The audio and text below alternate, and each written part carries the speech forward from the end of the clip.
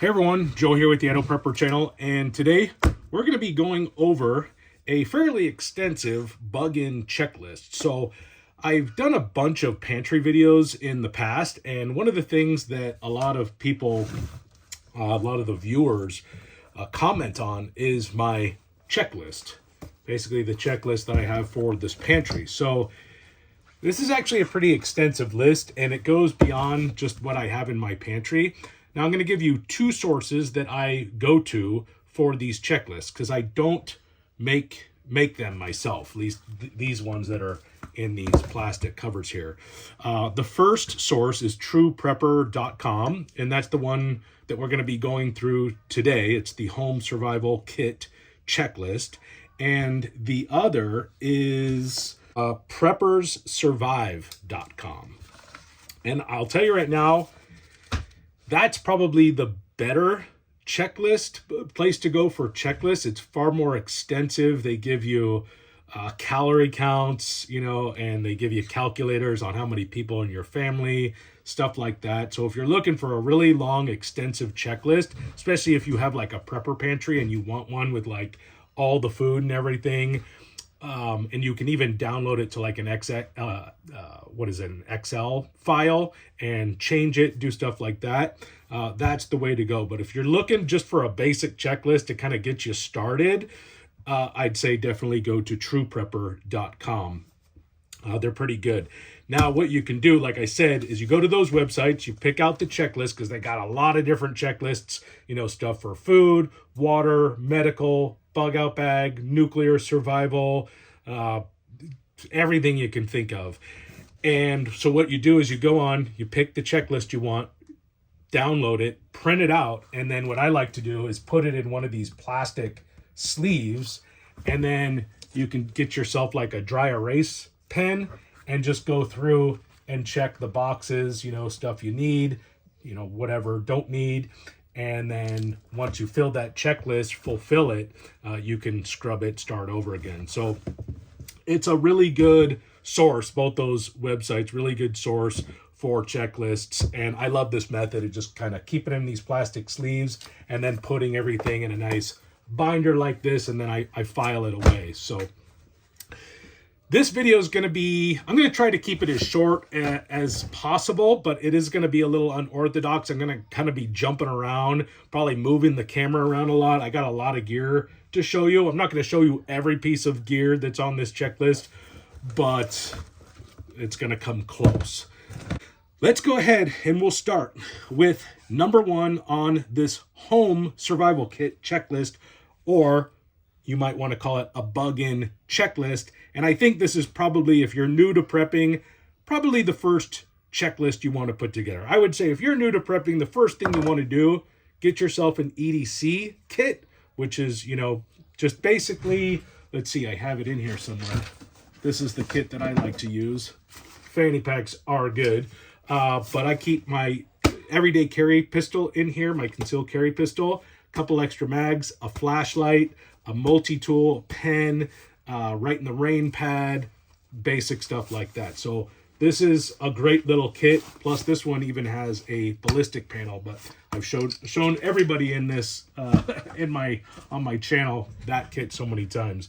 The next thing you want to do after you start, you put together a basic EDC kit, is you want to put together a plan for, especially if you have a family, but some type of exit strategy if things get bad.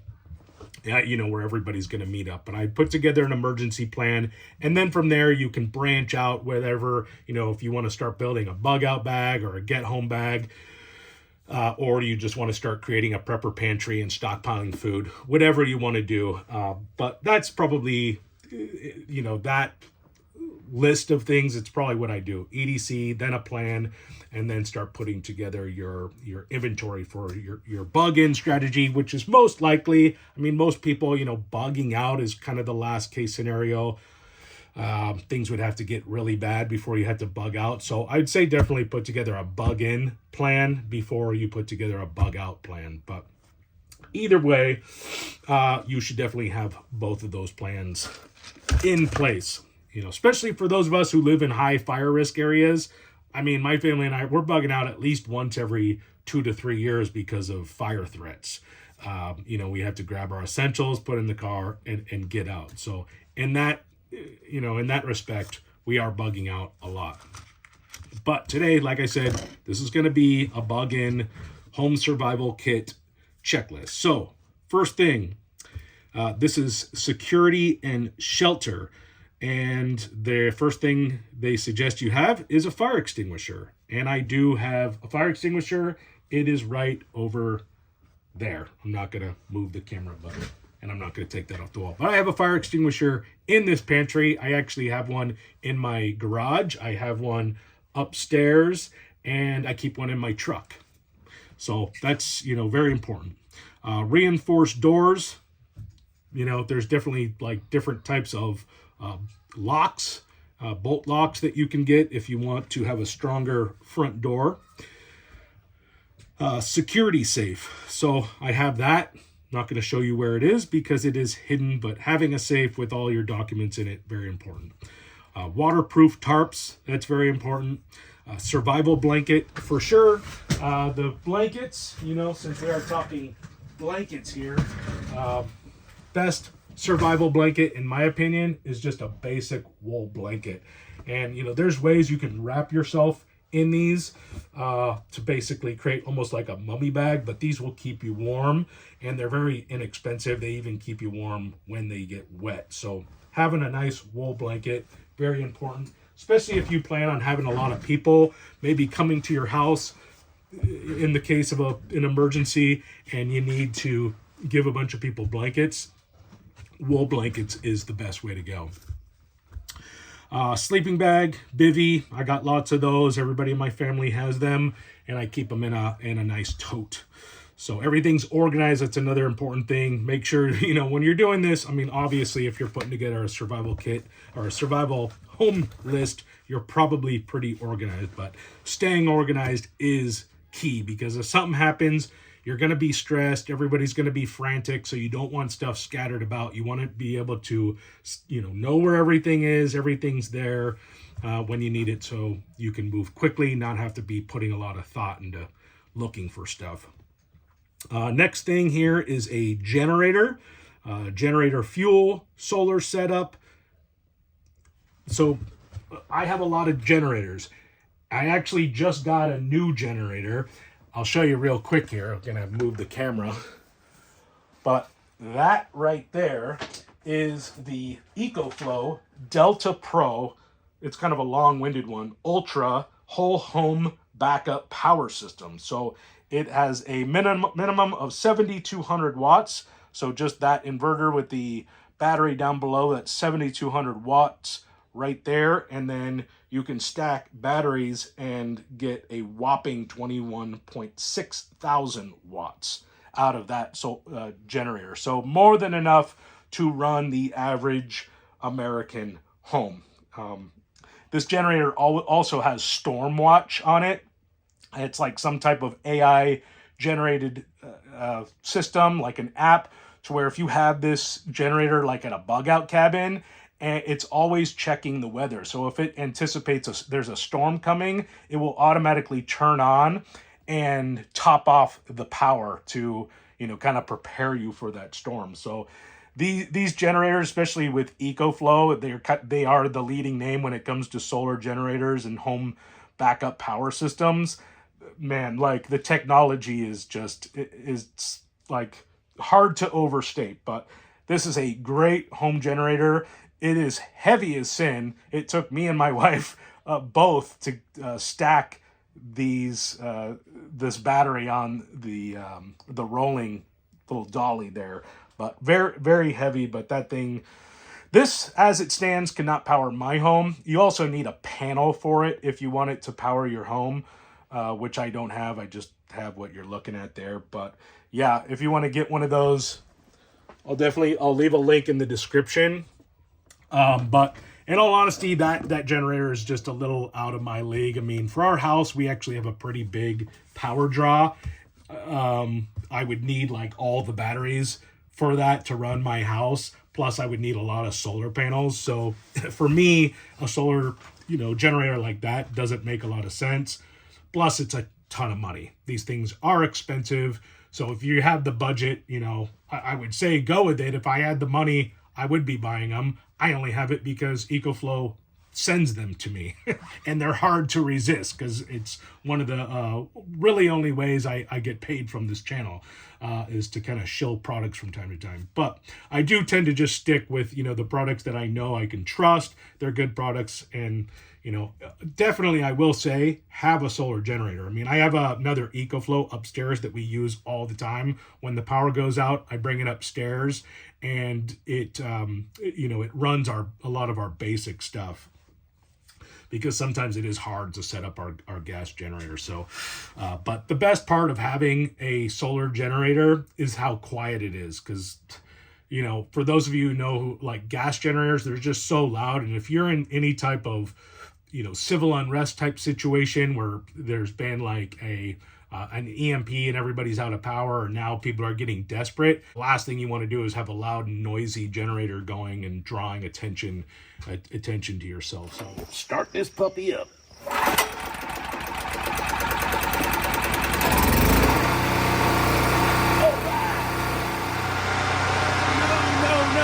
Ronnie, not that generator, not that one. No, man. We gotta use a solar generator and solar panels. That thing's way too loud. You probably just alerted every zombie within a 100-mile radius. What in the heck is a solar generator? Oh, this is not good. Ronnie, go get my binoculars. Here you go, buddy. Thanks, man.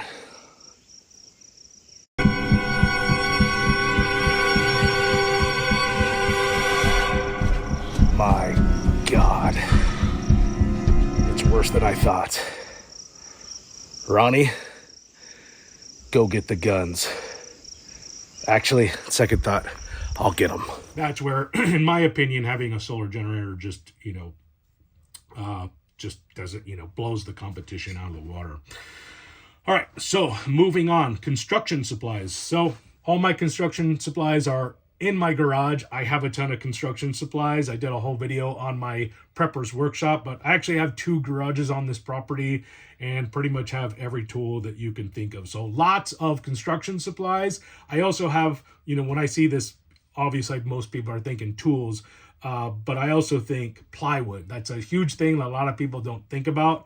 Have extra plywood. You can go buy like a bunch of sheets of 1/2-inch OSB for really cheap right now. It's really cheap. I don't know if you guys remember, like when a lot of the riots were going on, plywood was so expensive. It was like through the roof, and it was like almost $100 a sheet, and people just couldn't afford it. So get it now. It's one of those things you can buy now and stock up on if you have the storage space. But I have a lot of plywood, a lot of extra 2x4s. I actually, neighbor just finished up a big construction project down the street, and he stopped by. He's like, "You want some extra wood?" I'm like, "Yes, send it over." So I got lots of wood to do projects and make repairs. All right, next part of the list here is water. So we have water containers, water filtration, water purification, rain barrels, bleach for purifying the water, coffee. Not sure why they put that on. I guess it's just part of drinking stuff to hydrate. Coffee, electrolyte mix. That's a good one. And siphon. I'd probably add bone broth if if they have electrolyte mix on there. I'd say add some bone broth. Bone broth is like one of the greatest things that you can add to water and just turn that water into a nutrient-rich drink. So as far as water containers go, some of the ones I use, these are the Aqua Bricks. These are great. They stack up on each other. And what I like about these, they're really durable and they're not huge. Like some of those other water containers, once you fill them up, they're just too heavy to tote around. These are basically, it's 3 gallons. So it's very manageable. You can fill this thing up and hold it easily with one hand. And they have a way to grab it here and here. But they also have a lot of different filtration accessories for these. This one right here is actually pumped, so you can pump this, fill it with pressure, and then have like a high pressure little hose right here. So very, very cool. It's American company, and again, these things, you know, you can buy a ton of them, and they stack. They just stack up on top of each other. So really cool way to store your water. Otherwise, I would say, you know, get like a 55-gallon drum, although those things are getting really expensive. I don't know if you guys price checked them on Amazon lately, but they're like well over $100. And, you know, you need a pump for those things. The pumps aren't too bad, but you definitely need a pump. And then obviously you're going to need a way to filter the water. And when it comes to bugging in, a bug-in water filtration system, the way to go is with one of these gravity-fed filtration systems. And this one is ProPure. I don't even think ProPure is around anymore, but I got this thing about 5 years ago. It's been a great water filtration system that my family use. And these take a bunch of different filters. I'll show you real quick. These are the filters we use, and these are a ceramic with a charcoal core. So what's good of having the ceramic on the outside is the ceramic filters are going to make your water taste better. So if the water you're purifying kind of has a weird taste, get the ceramic ones and with the carbon core, and that way not only are you filtering out all of the bad stuff in there, but you're also filtering out the taste because of the ceramic. So these are 9-inch slimline filters, and they're pretty compatible with any type of gravity fed filtration system. If you guys, for those of you who own these, you can pretty much get, all the filters are pretty interchangeable. So if you do have a gravity fed filtration system, make sure to have some backup filters on hand. Moving on to food. So first thing on this list, canned foods. We'll just go through the list and then I'll kind of touch back on it. But canned foods, emergency food supply. Not sure what that means. Bulk food storage. Okay, it's kind of redundant. Can opener. It's a little random. Fishing supplies. Oh, I see what they're doing. It's just kind of all the ways of getting food. MREs, gardening seeds. Right. Okay, so yeah, that's it, what they have for food there. So yes, canned foods. Got a lot of canned foods. I think that's where most people kind of start, get some canned foods. But when you're stockpiling canned food from a survival standpoint, always think of it, don't think of it as like this can of food is what's going to feed me. Always think of it as a way to supplement your essential food. So when you're putting together a food supply, you want to do this together. You want to get your 5-gallon buckets of your essentials, which is your rice, flour, beans, oatmeal, sugar, salt, whatever you like to eat with your food. You get dehydrated potatoes, whatever.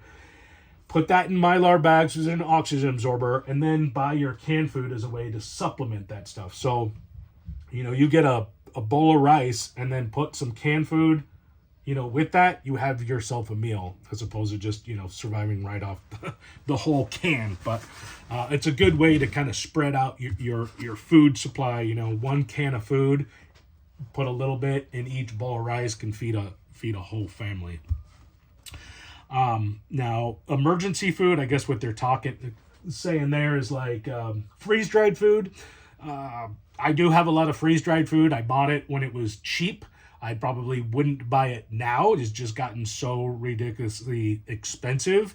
And a lot of the freeze-dried food is just kind of hard on my stomach. So I definitely personally wouldn't rely on that freeze-dried food like Mountain House and stuff to stay alive. That would be rough on my gut and probably most people's guts because it's just high sodium. But if you want to go that route, because the biggest advantage to freeze dry is it lasts a long time. So you can put together a really, a big food supply because it's light and you can just put it in a, your garage somewhere, like in a climate controlled area, and forget about it. It will last 20, 25 years. You don't have to worry about like rotating it like with a pantry like this. So it is a way to go. And I will suggest too, if that's the route you want to go, just buy a freeze dryer. I think your money is going to be way well spent. Like if you're looking at, you want to get like a 1 year freeze dried food supply, you're going to be paying thousands of dollars. So at that point, just buy your own freeze dryer, I think, and then make your own food, especially for those of you who have like food allergies, you just don't like the menus that a lot of these freeze dried companies offer. Do it yourself, freeze dry the food yourself, and that way you don't have to worry about additives. It's going to go easy on your stomach, things like that, and you're saving a lot of money. So basically, once you're done freeze drying all your food, you can sell that freeze dryer, recoup a lot of your money, and I would say that's the way to go. Can opener, obviously. A lot of this stuff is upstairs. I got a whole nother kind of smaller pantry upstairs with a lot of food that I've never shown on my channel. Obviously, and then upstairs in our kitchen, we have can openers. I got can openers in our camping stuff, so lots of can openers. Fishing supplies, got lots of fishing supplies. MREs, yeah, that's, MREs are good, if you want to put them like in your bug out bags or something. I like MREs. It's a great, what I like about these MREs, you just grab them. I put them in my truck and in our family car. I'll put, one for each family member. And it's a great way, in case you get stuck somewhere, whatever, everything's closed, just get an MRE. They got a heater in there. You can heat up the meal. They got the utensils. So it is definitely a fully self-contained meal kit. And those MREs are on sale. You can still get the deal. I think it's like $90 for 2 cases, which is crazy because MREs like up until like a year ago were like $175 for 1 case. So to find 2 with a 2026 inspection date for $90, that's like a crazy deal. So I'll make sure to leave a link in the description for that. I think that deal is still going on. Gardening seeds, yes, I have a lot of those. They're actually up there. And I actually do like to buy the gardening seed survival kits because everything is just really well organized. And it's all in Mylar. So if I don't use all the seeds, I can just seal it back up and put it away for the next year. And they always just have everything I want. And because I don't have a huge garden, it's kind of the right amount of seeds for our family's garden. So I actually like to buy those gardening seed kits. I'll make sure to leave a link in the description for those, but they have a lot of different ones. They even have some for like medicinal herbs. So all of the, medicinal herbs type seeds that you want. So I have a full medicinal herb garden going this year as well. All right, medical and first aid. So basic first aid kit. Obviously, this is a little bit more than a basic survival first aid kit. Prescription medication, bug spray, anti-diarrhea tabs, iodide tablets, sting relief, extra OTC medication, trauma kit if trained. So again, if you go to trueprepper.com or you go to survival, Prepper Survival. Sorry. I knew that. Why can't I remember it? Preppersurvival.com. They have really extensive lists just on medical. So it's a good thing to have. But this is my family's bug-in medical kit. I have everything that you could possibly think of in here. And if you're going to do a big, extensive medical kit like that, make sure to accompany it with a good medical book. So this is the Survival Medicine Handbook. Great book, basically tells you how to handle any type of medical emergency when there isn't a doctor available. So that is a good resource to have for a bug-in medical system. But this one is huge. I won't go into it because I think I just kind of went over this in my prepper pantry video, but I have everything in here, way to suture people. I have lots of band-aids, like boo-boo type stuff. There's a trauma kit in here, tourniquets.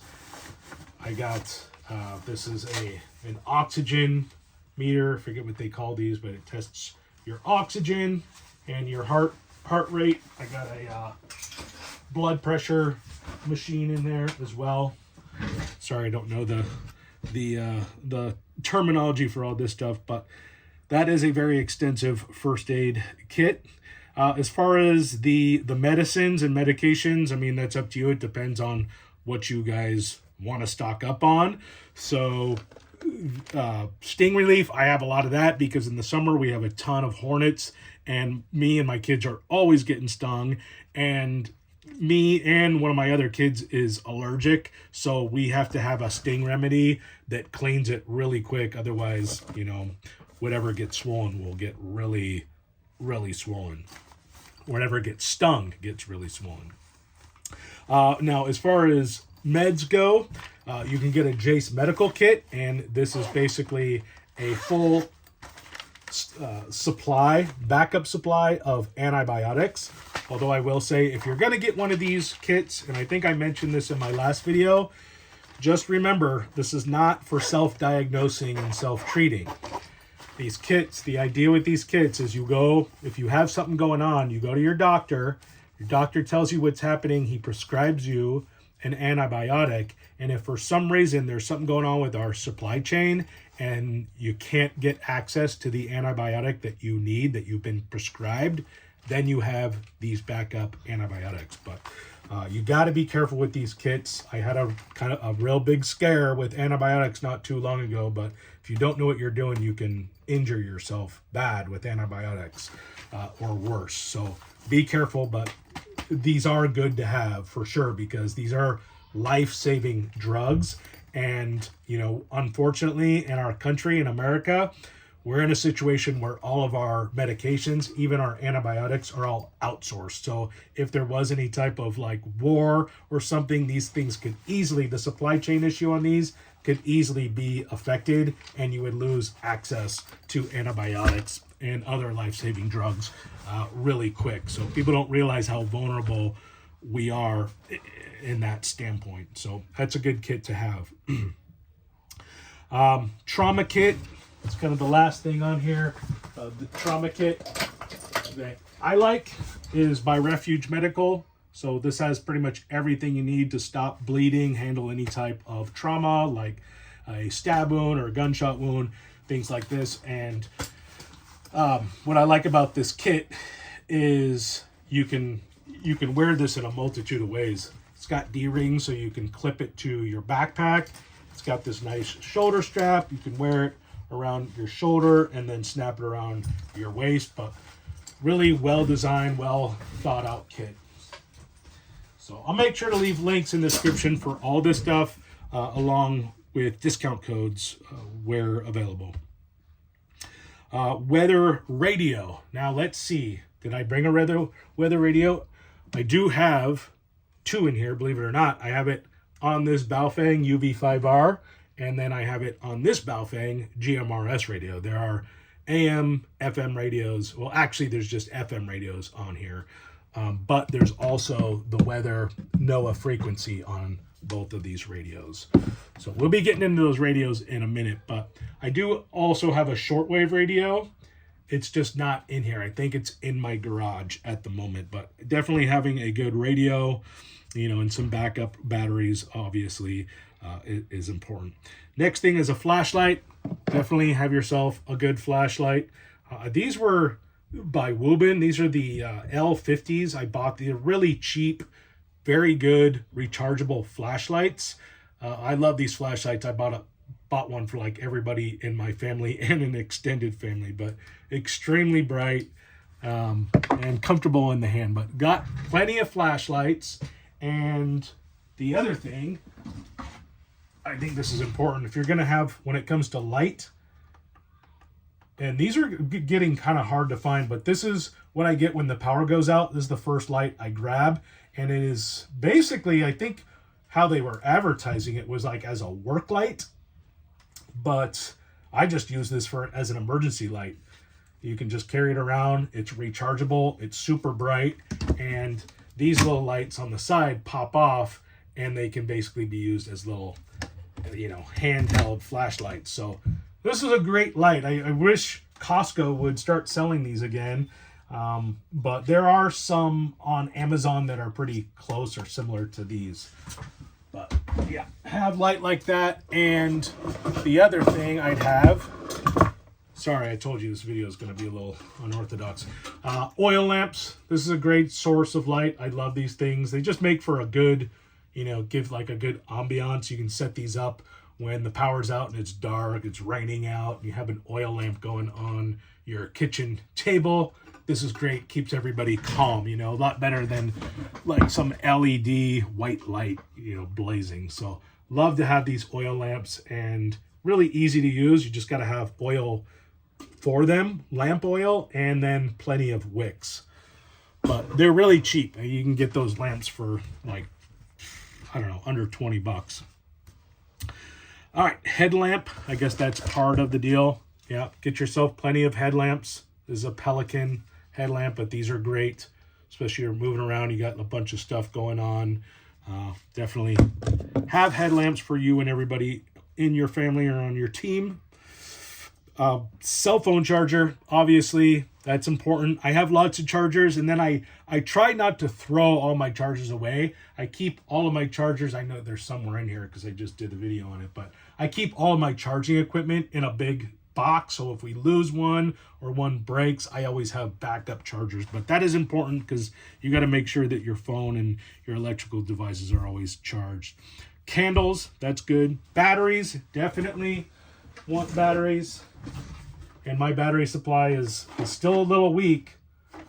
I need to make money so I can buy more batteries. These things are expensive. It's like 25 bucks for a case of AAAs, But anyways, I like to keep all my batteries in these battery daddies is what they're called. And it even has a battery tester, but keeps everything nice and organized. And it's got the clear lid so you can see what you have and what you need. Ham radio. I knew we'd get back to that. So get yourself a ham radio. This is a Baofeng UV5R. It's the most basic handheld ham radio there is. Now I will say, and there's people who would disagree, but this is what I've gathered. If you don't have a ham license, you cannot transmit on these. You can listen, right? You can listen on these. You can program them and listen, but you're not allowed to transmit, even on the FRS. And that's just what I heard. You're not allowed to transmit on them at all because it's a ham radio. Now, a lot of people might disagree and go, no, you can still transmit legally on the FRS or GMRS frequency in there. But from what I hear, no, ham radio is a ham radio and you can't transmit. Now, if you're looking for a good backup, reliable ham or radio, handheld radio that you can transmit on, and the license requirement is easy. There's no test. Get a GMRS. This and the advantage to this is this frequency isn't going to be clogged up like with an FRS frequency. If there was an emergency, there's going to be a lot of people on the FRS frequencies and a lot of people on the CB radio type frequencies as well. So GMRS, I think, is the way to go. You can get a 10-year subscription for like 40 bucks, and it's good for you, your family, and all your friends. So I think this is the way you go. And these radios here are great. They're very easy to use. You can hand them to anybody in your team and teach them how to use it really easy. Get everything programmed to the channel, and then you can lock it. So if you hand it to a kid, no matter what they do, they're not going to screw up the settings or any of that stuff. You can just lock it that way. So the only thing they'll be able to do is turn it on and off. So this is a great radio, and it has the NOAA weather frequency on there as well. Okay, so moving down, we have generator. Well, I think they just go over generators. Yeah, generator. They put generator in security and shelter, so they're doing that twice. But I already showed you the generator, the EcoFlow. I'll go ahead and I'll show you another generator real quick.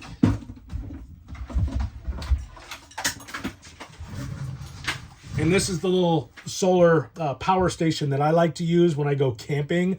But this is great. This is a 1200 watt little generator, and you can hook up solar panels to it. But this is great for, like, you know, one person solo overnight camping. It's going to keep your radio, your flashlights, your camera, your cell phone, all that stuff charged up really well. But this is a great little, you know, introduction solar generator to get. I would say, you know, if you're on a limited budget and you're thinking about getting it, I mean, definitely get yourself a solar generator. It just, I think it's one of the most important tools that you can have in your prepping arsenal.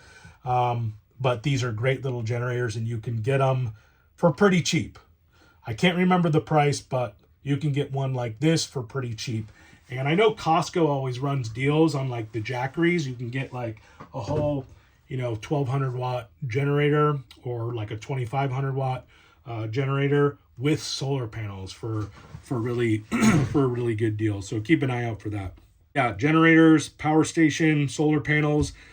That's one area I'm weak in, is solar panels. I only have the solar panels that EcoFlow sent me, which is like 200 watts. I think that's about all I have in terms of solar panels. So the solar panels I have would, you know, just kind of keep this little generator going, and maybe my mid-level EcoFlow generator going, but I need to get more solar panels. Next thing on our list is signal flares. I actually have to be honest, I don't have solar flares. I have like flares for in my truck if there's an emergency, but I don't have like the signal flares that you shoot up. Maybe I should get some of those. Whistle, I definitely have whistles. I have one actually in my bug out bag, and then I have one in each one of our kids' bug out bags. Walkie-talkies, we kind of went over that with the GMRS, but you know, if you don't want to get a ham radio or a GMRS, at the very minimum, just get some basic walkie-talkies. Local maps, definitely important. All my local maps are in my vehicle, although I do have one right up here. So do have that one, although that's not really a map I frequent very often. It's kind of just up there for looks. Let's see. Compass. Yep, definitely have my compass. I actually have a whole navigation kit that accompanies my bug out bag, which is right there. But the navigation kit is actually in my ATV right now. And then the last thing is a drone, which I'm surprised is on this list, because this is actually something that I recommend to people. Get yourself a drone. So I'm going to show you my drone right here. This is by Ruco. I bought this on Amazon. Very cheap, but pretty easy to use. It's a little tricky to set up, you know, to get it like connected to the Wi-Fi and stuff like that. But this is a good little drone. So basically, you know, it doesn't have like all those features with the wind, you know, if it gets windy, this thing starts moving around, but the camera is good. I can get a pretty strong visual, at least in the daytime. At night, I don't have night vision on it. That would be cool. I'd like a thermal vision night drone. Maybe someday when I get to 100,000 subscribers, if that ever happens, they'll send me a thermal vision drone. But this is a great drone. You know, and my theory on having a drone is it's a good way to get an immediate like reconnaissance on your area. So there's riots, something going on at the end of the street. Maybe there's a fire in your neighborhood. You're trying to figure out where it is. You can send a drone up and get, you know, real time, real strong visual footage of what's going on around you. So that's why I always recommend having a drone, and I'll make sure to put a link in the description for this drone. And like I said, it's pretty easy to use. Next thing, we have tools, tactical. So survival knife. Yeah, we'll just go, this is kind of a long one. So survival knife, I'm assuming they're talking about a knife like that. So this is my Brothers of Bushcraft Tops knife. So the company is Tops. They teamed up with Brothers of Bushcraft and made this great little knife. It's got this little divot here for like a fire drill, which is really cool, but cool knife. Love the way it looks. Comes with this awesome Kydex sheath with a fire steel in there. But the main survival knife that I always use actually is this this knife here. This is the EC Azula 2. This is a neck knife.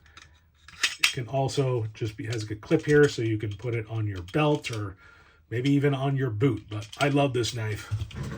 The other knife that I've actually been using because I lost, or I should say I've misplaced my main EDC knife, which was my what do you call it? My Spyderco Para 3. Is that what it was? My Para 3 Spyderco? I think that's what it is. Lost it. I knew I'd lose it as it was an expensive knife, and I never keep expensive knives. So it's somewhere. I'm sure it'll turn up. But the knife that, my backup knife is just a good old-fashioned Swiss Army knife. And I'll never lose this thing. I think I've had this since like the 80s. But this is just a great knife. You all know these types of knives. Got everything you need. They're lightweight. They fit in your pocket. They're nice and comfortable. But that is the knife that my EDC knife that I'm carrying as of late. All right. Shotgun. Yes. And this is, keep in mind, this is all bug-in type stuff. So you can get yourself a shotgun. This is a basic pump action. This is a Remington 870. This is one of the first shotguns I ever owned. And I got this originally for duck hunting. But then years went on. I actually bought probably like 3 in my lifetime.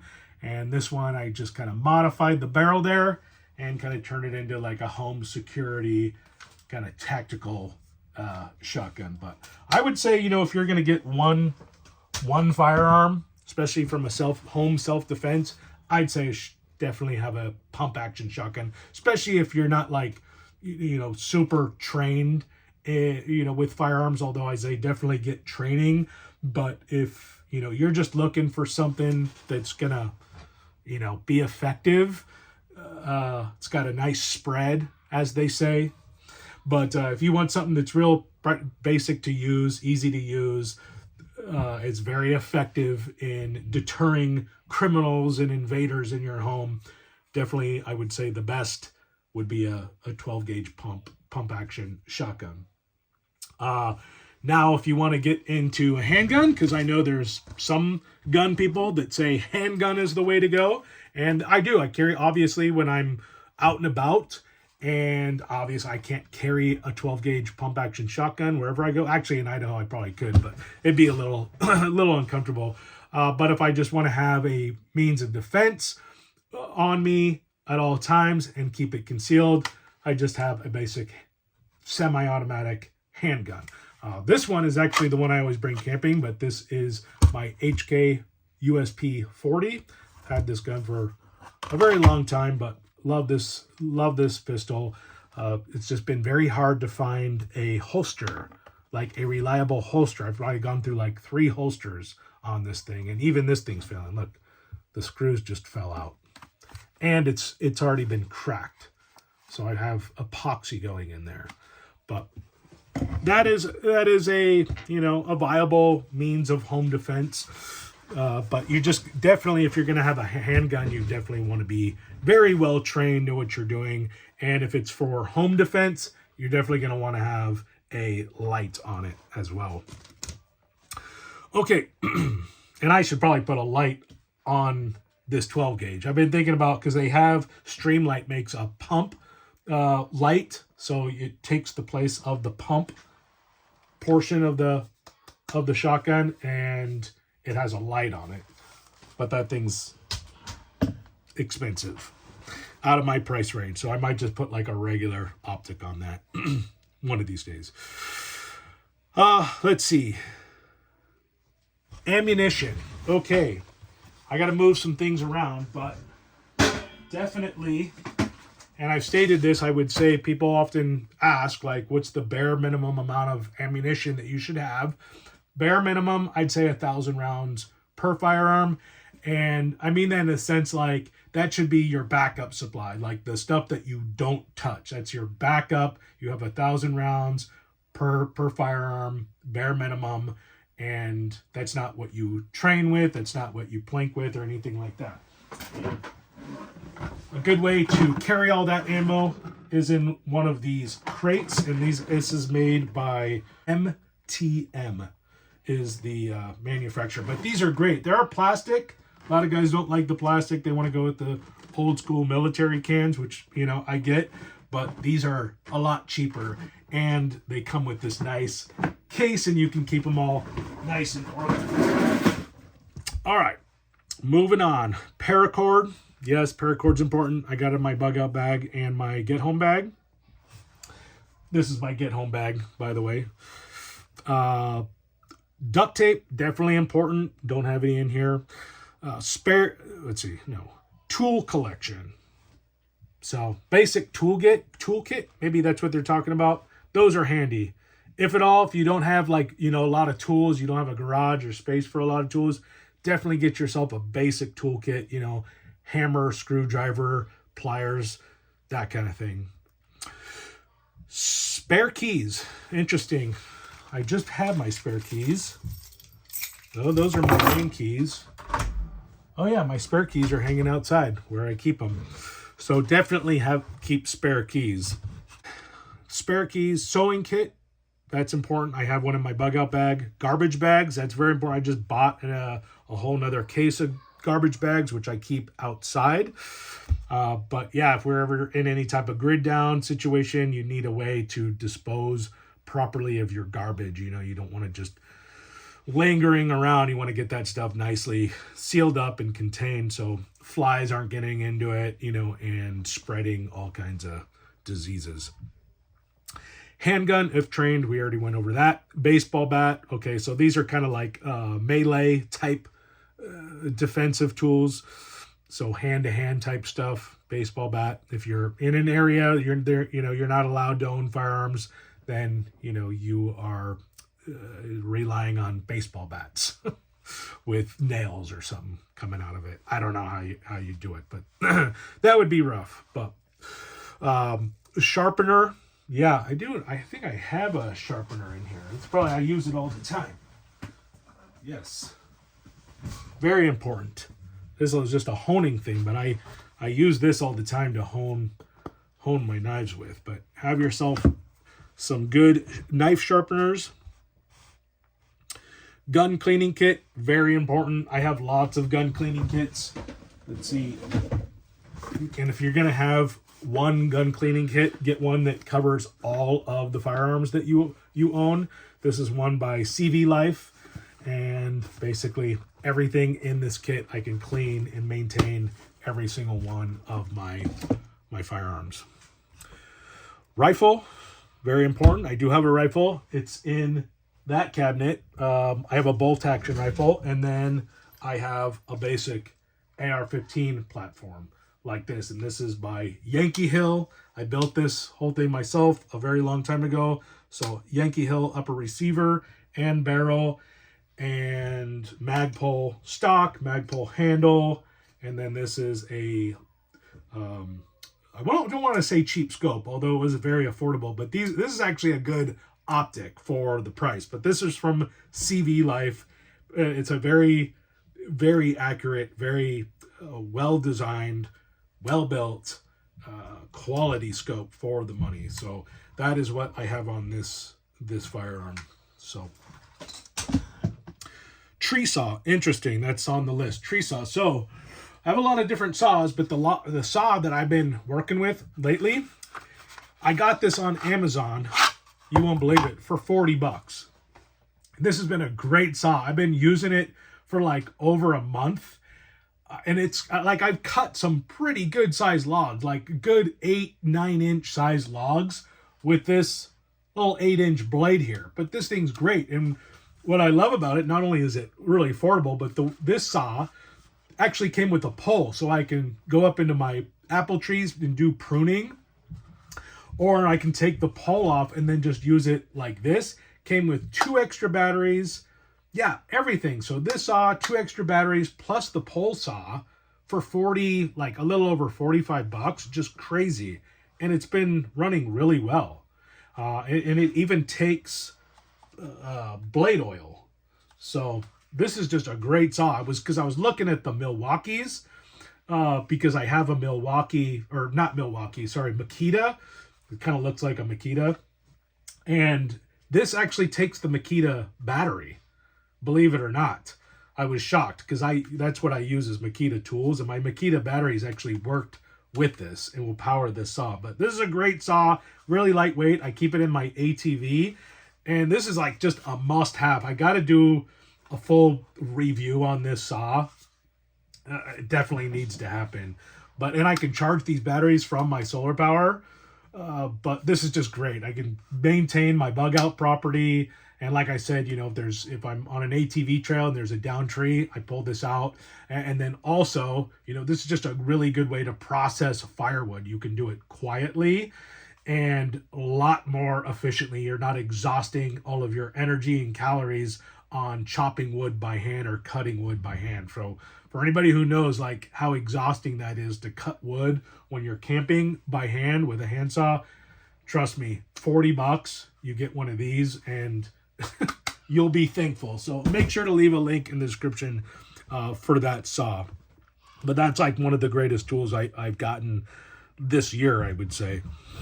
Okay, moving on. So construction adhesive, glue, zip ties, very important. Can't have enough zip ties, that's for sure. Axe, I got a lot of axes, especially if you're in an area you're relying on firewood for heat. You definitely want to have a couple axes. Water main shutoff tool. Okay, I have one of those. I actually have one in here. I actually have one for shutting off gas lines as well. So that's pretty cool. Binoculars, I got those, but they're in my ATV at the moment. Rope, definitely got lots of rope. That's all in my shop. Hygiene and sanitation. So, feminine supplies, not going to go there. Soap, detergent. Now, I will say this is an area that I'm actually pretty weak in. I don't have a lot of soap stocked up. That's one area I've just not stocked up on. I should stock up on soap. That's important. At least bar soap. Bar soap and shampoo. Portable bidet. Interesting. I guess it depends on what you're used to. Or you can have a bucket toilet, which I have. So I have 2 bucket toilets. I keep one in our camper and one in my shop with all my camping gear. Hand sanitizer. Yeah, that's actually has been hard to come by. So look at this. This is where I'm at with my Purell. We just had such a bad cold season this year. It's been hard to find. But remember, if we learned anything from COVID, you can make your own hand sanitizer. So get yourself some 90% isopropyl alcohol and some aloe vera gel and just mix it together and you have yourself some hand sanitizer. Shaving supplies, and that's it. Okay, so yeah, hygiene, you got it. Did it say toilet paper? Oh yeah, toilet paper. I think I just missed that one. Toilet paper, very important. So keep in mind, I mentioned this in my last video, the minimum, the average person goes through 2 rolls of toilet paper per week, 1 to 2, depending how big the roll is. But keep that in mind, and that's bare minimum, okay? So just figure at least 1 big roll of toilet paper per person per week, okay? If you want to get more, but that is the consensus on toilet paper. So make sure that you're stocked up on toilet paper because we all know that's the first thing to go when things go askew in our country. All right, next thing, this is interesting, snares and conibear trap. That's actually pretty smart. So if you're relying on, game around your area to supplement your food, the best way to do that is with snares because it's quiet and it's effective. You can put out a lot of traps and, you can catch rabbit, squirrel, whatever, possum, whatever's in your area. And then make sure, you get yourself a cookbook if you are relying on that kind of stuff. Let's see, do I have the cookbook here? Get yourself a wild game dressing and cooking cookbook. And this will, there's recipes in here to teach you how to basically cook a ferret if you wanted to. Probably cook your pet dog if you wanted to in there. Oh, no. You're kidding me. Yeah, definitely if you're going to go that route, the other thing I would highly suggest, get some snares. The carnivore traps are a lot more expensive. You know, some guys maybe they like them better, but I would say at least get some snares. So got some small game survival snares. I make these, or I personally don't make them anymore because the orders got too crazy. And so I have a friend of mine in Arkansas, and he's actually moving here pretty soon, but he makes these for me. That's all he does. He's a full-time snare guy, and we worked together to design this snare. This is the Gen 2 small game survival snares. You can find these on my Etsy shop, which I'll make sure to leave a link in the description. But these, as opposed to these, which are my original snare, which is still a good snare, they're just a lighter snare. They're quicker. They're more sensitive. So if you're, squirrels is what you're after, you want the Gen 3 snare. It's a much more light, sensitive snare. They also have I'm not going to pull these out, but they also have the swivels on the end, so you can reuse these, so when you catch something and it's spinning around, it's not going to flare up the line and then destroy the snare. It's got the swivel on there, and it will keep it, so that you can reuse it over and over again. And then they come with mounting screws as well. So this is a really good thing to have if you're looking, if you're anticipating on having to get game around you, rely on hunting animals around you to stay alive, get yourself some snares. Like I said, you also get the Gen 1 snares, and this is still a really good snare. It's a lot more heavy duty, so you can catch some pretty good sized game with this. Maybe not a deer, but you can definitely catch possum, raccoon for sure. And it's a strong snare. It doesn't have the swivel, but you can put a swivel on here. You can get like a deep sea snap swivel, and that would probably work at least for rabbits.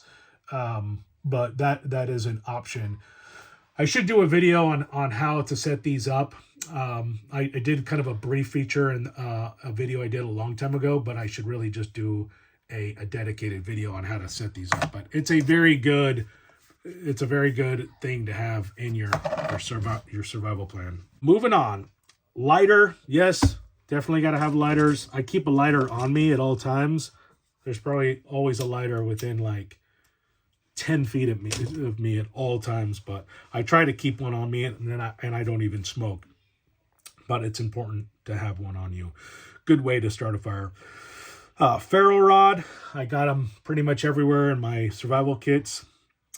Magnifying glass, for starting fire. Tinder, yeah, again, is another product. I think tinder is definitely the way to go. But I got some sawtooth fire tinder here. I make all of this myself, and this is a formula that I spent a long time perfecting. And no, I'm not going to tell you the magic ingredients, but there is a way of making really good fire tinder, and it's not what you think. I know it goes, just get some cotton balls and Vaseline. Like cotton balls and Vaseline are going to burn, but it's not going to burn very long. And also it's just, they get greasy. You get the grease all over your hand, and it's a little bit more than just wax. Or certain waxes, things you need to know as far as like how it's going to burn. There's a lot to it, believe it or not. So if you're looking for a really good fire tinder kind of paste, this is the way to go. I've used this on a lot of my videos, but it's waterproof, it's windproof, it's super flammable, and it burns for a really long time. And what I love about this stuff the most, and why I kind of designed this way, is you can put it on the end of a stick, like a long stick, light it, and then feed it inside of your fire. So if you want to build a nice fire first, and then, feed the fire inside, this is how you do that. All right, so firewood, definitely important, especially if you're in a cold climate like I am and you're relying on your wood stove as a form of heat. You want to have plenty of firewood. Matches, I don't know. I definitely like my fire tinder and lighters better, but I do have a lot of matches on hand. Work gloves, very important. I can't keep them around because I use them almost every single day. So I just buy packages, like bulk work gloves, the real light kind with the rubber palms. I like those the best, but I'll buy those in bulk just because I go through them so much. Wet weather clothes, I got a lot of those wet weather clothes. My favorite is my USGI Gore-Tex clothes. So I got that jacket. People always comment, but it's the USGI Woodland Camo Gore-Tex cold weather parka. And it comes with the pants, the Gore-Tex pants as well. And those, unfortunately, the U.S. military doesn't make them anymore, at least not in the... I don't know if Gore-Tex is still what they use, but it's still a really good product. I don't know if the government still produces Woodland camo. Maybe they do. I think they got rid of that. But it's in the Woodland camo, old school, and I just love them. And you got to know the size that fits you the best, but you can buy them on eBay. That's where I'd say you should check first. They have them on Amazon, but they're a lot more expensive. Otherwise, go to a surplus store and see if they have it there. But it's a great waterproof type of clothing. So winter clothes, warm clothes, N95 masks. So those are those masks that were really hard to find during COVID. I got a couple of them. They're a little expensive, but definitely not as expensive as they were in 2020. Nitrile gloves, I buy those by the cases because I use them to do oil changes and work on my cars and things like that. But definitely nitrile gloves are important, especially for your medical kit. Fireproof document bags. So for your documents, bank information, cash stash, birth certificate, social security cards, passports, medical history, emergency plans, survival guides, and PDFs. Yes. So I have all of that stuff. It's in my safe. All of my family's, our social security, pictures, our most precious items, passports, copies of our birth certificates, everything. It's all sealed in plastic, organized, filed away, and then put inside of another fireproof bag, which is in a big carry sack, which is in a safe. So if we ever have to bug out, I go to the safe, I grab the bag, and it has everything we need. I have extra, and cash. Obviously, you want to have all your cash, precious metals, silver. So all that stuff is in one place. It's a total grab and go, hidden in a safe, and I can get to it really quick. So probably the most important thing you can do, I'd say, your EDC, and that should be like one of the main things in your preparedness plan, is getting all of those documents, having cash on hand, that kind of stuff, in a safe in one place. And again, the emergency plans, you can also download the emergency plans, a step-by-step emergency plan from both of these sites, from trueprepper.com and the other one that I can't keep in my brain for some reason. Survival Preppers? Prepper Survive. I'm pretty tired. Think I'll go home now. But they have, both those sites have really good preparedness plans for your family. Games and entertainment, that's extremely important, and that's something that we definitely emphasize here, because I got 3 little kids, and if we had to bug in and we were stuck here, especially if there was like no power, the house, there's no internet, let's say, we buy DVDs. So we have a DVD player, like old school DVD player with DVDs. Yes, they still make the DVD players and the DVDs. So you want to stock up on that stuff now, and it's cheap. It's cheaper than buying them, online. If there was ever a situation you didn't have the internet, you don't, unless you have DVDs, you're not going to have a source of entertainment coming through your television. So that's what we do for our kids. Plus, we have lots of board games. I got a big cabinet downstairs that's full of games, and we have a downstairs room that the last year or so I've kind of been slowly converting into kind of like an entertainment room. So we got popcorn machine maker in there, got a Keurig for making hot chocolate and coffee and tea and stuff. And then I just recently bought this used fireplace mantle thing for the TV to sit on, and so it's nice and cozy down there. We got a couch down there, and the kids have a blast. So definitely keeping, having a way to keep everybody entertained. Magazines, games, DVDs, whatever. USB drive with all of your documents. That's good. I also have USB drives with all my important files that I have online on a USB drive. So insurance documents, gold, silver, definitely gold and silver. Probably still not too late to buy. A lot of people thought that it was going to crash. It didn't crash. Okay. It went up to 100.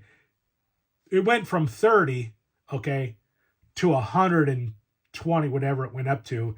And then it came down to like 80, which is exactly what I said was going to happen. It's going to come down, but it's not going to come. You're not going to see those super cheap prices anymore. It's not like Bitcoin. It's not like cryptocurrency or the stock market. Precious metals is a totally different type of investment. Anyways, cookware, emergency stove, grill, and stove fuel, definitely important. That's a kit that I'm working on right now, is putting together a little cook kit. So I got a new little stove and some for camping and for my family, and a grill. But I want to keep all that stuff nice and contained, like a real big family bug out cook kitchen with like all the utensils, fuel canisters, stove, all that kind of stuff. So I know where it is at a moment's notice. You're going to need that if if the power goes out, you got to need a way to cook your food. Bug out bags. So there is my bug out bag there. I've done a lot of videos on that. I'll make sure to leave links in the description for this bug out bag, but that is by Marting Top. That is a massive bug out bag. I want to say it's like 90 liters or something. I can't remember, but you can fit a ton of stuff in that. It's very well compartmentalized, and it's extremely cheap. It's like 120 or 140 bucks for that bag, which is crazy. That should be like a $400 bag, honestly. And then I got this bag. This is my get home bag here, and that's another bag by Marting Top. That's a 40-liter bag, I think, or something like that. It's a $40 bag, so that bag is 40 bucks. I've done reviews on that. I'll make sure to leave links, but that's my get home bag. That's my bug out bag. Definitely need that. And specialized kits. And I think that is it, you guys. So again, I'll make sure to leave links in the description for both of those sites that you can go to and download these PDFs, print them out. They're really great sources. And with TrueTipPrepper.com, you can go there, just download the sheets straight from the site. And with Prepper Survive, I didn't have to read that. PrepperSurvive.com, you just need to submit your email address. That's it. Give them your email address, and then whatever you want will pop up in your email. And again, they're really extensive lists. I don't have this one in the plastic sleeves. I should, but it's just so long. I mean, it's probably like 30 plus pages, but it's just really good because it tells you, gives you kind of calculators like what you're shooting for 1 year, 2 years. But it'll give you something like this where it's kind of like, 30 pounds of grain per person per month. So total family members, I have 5 times 30. So we're putting together a 30, a month-long supply equals blah, blah, blah, blah, blah by, how many months, and it'll tell you, the pounds, right? So you do the math here, and then that way you know exactly how much of each thing you're going to need, how many pounds in that thing for that amount of time. So it has flour, cornmeal, rice, pasta, popcorn, pancake mix, rolled oats, hot cereal, etc. So this is a really good extensive list to have. Definitely want that in your arsenal. So that's going to do it today, you guys. That was a long one. I know. Thanks for bearing with me. I know there's probably some stuff we missed. I feel like we missed because I'm looking at stuff on the floor that we didn't talk about, like food savers we didn't talk about. And I highly recommend, if you're going to get a food saver, there was some things on here, get this one. I'm not sure what the model is, but it's by Food Saver. What I like about this, it has this accessory, and you can hook it up to this thing here and suck the air out of mason jars. So if you want to put stuff in mason jars, like peanuts, like I have over there, you can do that, pull the air out, and just keep them fresh all the time. So that's the way to go there. As far as Mylar bags is concerned, I would say, I have these out somewhere. You can get these kind. This is 1 gallon. This is how I kind of recommend storing your stuff in 1 gallon. Takes a lot more time to store it this way, but it's a lot more convenient when you're working out of it. Or you can get these quart-size bags. This is by Stay Fresh. These come from my freeze dryer, my Stay Fresh freeze dryer. And these are good because they're resealable, so you can open them up. You can actually put hot water in here if you have a freeze-dried meal in here and eat it right out of here, just like a professional freeze-dried meal. But have plenty of Mylar bags. You definitely need oxygen absorbers for your Mylar bag. I just seal stuff with a regular iron. If you want to get an impulse sealer, get fancy, you can do that. But I think just a regular clothes iron works the best. And I know I'm missing something else. We went over the ammo. Oh, the last thing. This is almost the thing that made me want to do this video. Security. And I don't know if we talked about this, but as part of security, having security lights and cameras, super important. So these are by Ring. I don't recommend these. I'm actually selling these for a customer. She gave me 4. She had them all set up at her house, never used them because she heard that Ring, and don't quote me on this, but this is what I heard, Ring is like sells all of the footage to another company, like to the government. They'll just get, whatever footage the government wants from your Ring cameras, they can have. So a lot of people are moving away from the Ring systems. And the system that I would highly recommend you use if you're looking for a home security camera system is Eufy. That's EUFY. And that was the one that was recommended by a security specialist who came down and basically told her to remove these. He's like, get rid of those. And not only that, you have to pay for a monthly subscription with these, whereas with the Eufys, you don't. It's just a home base. You have all the access to yourself. Now, yeah, probably somebody could hack the system. I know somebody's going to be in the comment section, some wise guy, say nothing's private, blah, blah, blah. But at least that it's not, deliberate, like the company's just selling off your info and you don't have to pay. But the Eufys are the way to go. And you can even keep the memory in a disk drive that goes in the camera itself. So you don't even have to buy the base. You just buy the cameras and just keep the memories, stored in the device itself. And I recommend too, if you do get a camera, these are good to have. The ones that come up with the spotlights, the floodlights as part of it. It's just a really cool feature. And Eufy makes ones just like this as well. So the last thing, and this is going to home security. Can't believe I forgot to mention this. House alarms. These are really cheap house alarms. You've probably all seen these, but they just click on your doors and windows with tape. They comes with like some 3M tapes. You stick it on your door, whatever, above your door on the trim, and then put this part on your door. And then when somebody opens it and these come apart, this thing lets off a really loud piercing alarm. So you can put these on your windows and your doors, but really cheap, effective way of securing your home. You can get a whole box of these for like under $20. But now I think that's going to do it. Although I know as soon as I sign off, I'll see something critical. But let me know in the comment section if there's anything that I could have added to that list. Keep in mind that was a bug-in checklist, you guys. I'd say scanner. I'm looking at my scanner now. That's a really important thing to have in your bug-in stuff. Get yourself a basic scanner. That's the one I have right there. So get yourself a basic scanner, or you can, these Baofangs, these can be programmed as scanners. You can have yourself a handheld scanner. But that way you can keep tabs on, what's going on around you. That one has police, fire, EMS, air control, and local stuff on there. But that's an important thing to have. So that's going to do it for me today. You guys, all right. really, that's going to do it. I hope you enjoyed the video. If you have any questions for me, leave them in the comment section. If you're interested in anything you saw in today's video, I'll make sure to leave links in the description along with discount codes.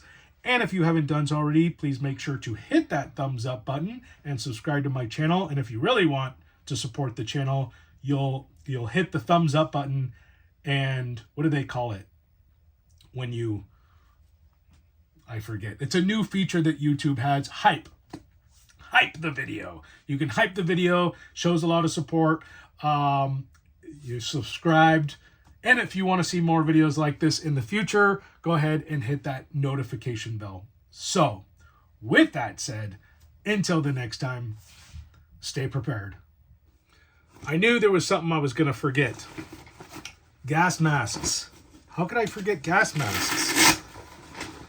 You're going to need a gas mask for your bug-in plan. Now, the best place that I recommend is Mira Safety. You can go over there. I'll leave a link in the description. But this is my gas mask. It's a full face gas mask. And of course, I always keep a spare or filter that stays with each mask. This is a CBRN gas mask filter. Pretty much filters everything that is biological and radioactive. And then with this kit, I always keep some of these ThyroSafe potassium iodide tablets. So in case you are exposed to radiation, these are going to protect your thyroid. So very important. And my family and I, we have actually a really big kind of nuclear dirty bomb type survival kit. I have a gas mask for each person in my family. We have a way to create and build like a decontamination room with plastic, and we have hazmat suits, all of that stuff. A lot of people might think that's crazy, but you know, it's better to have it and not need it than to need it and not have it. So that's gonna do it for the channel. Get yourself a gas mask.